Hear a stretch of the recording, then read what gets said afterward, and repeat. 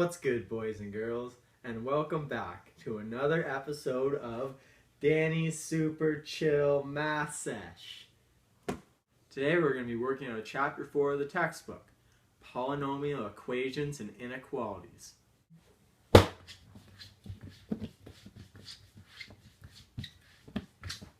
Ready for math?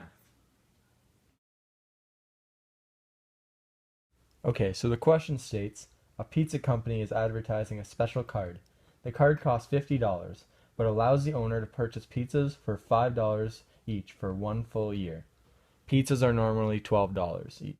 Okay, so the key points of the question that we will reference throughout are that with the card, each slice of pizza will cost $5. But, as it's stated in the question, this card alone costs $50. No card, at the end of the question, it stated that each slice of pizza costs $12. We will use this information throughout the rest of the question. We're going to start off with an expression to represent buying slices without the card. So without the card, each slice will cost $12.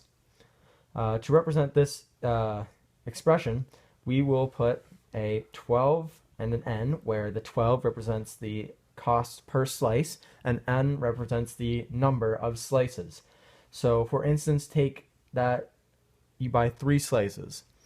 This would be 12 times n, which is 3 in this case, which equals $36 for 3 slices.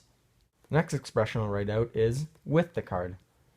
Now, this expression differs from the last one, as for with the card, you have to pay an initial fee to have the right to buy each slice of pizza for a lessened cost. This initial fee is $50, so I'll write that out there. Now, the cost for buying each slice of pizza with the card is $5. And from this point on, it's exactly like the equation without the card. You just attach the n, which represents the number of slices, to the 5, and that is the expression right there. So take, for instance, as I said, the 3 slices earlier. In this case, it would be 50 plus 5 times the number of slices, which is 3, which is equal to 50 plus 15, which is equal to 65. Now, obviously, this is greater than 36. So you'd be wondering, why would one purchase this membership card?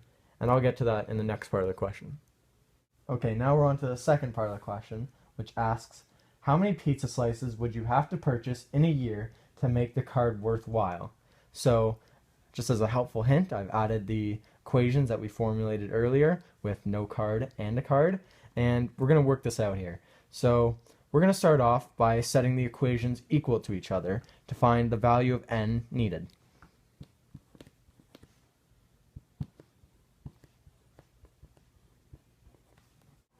From this point, we're going to move our n variable to one side.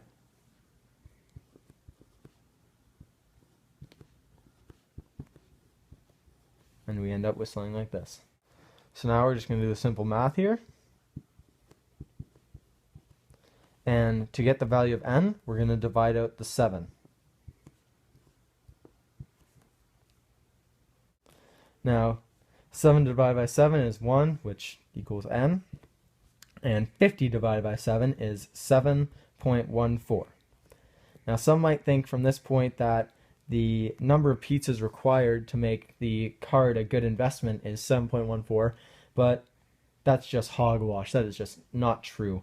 You can't buy 0.14 of a pizza, so from this point, you would have to round up, as you can't just walk over the counter and take a bite of a pizza, to n is equal to 8.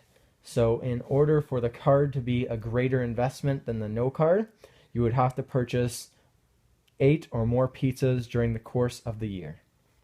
Like any good mathematician, we here at Danny's Super Chill Math Sesh like to check our answers. So, let's do that.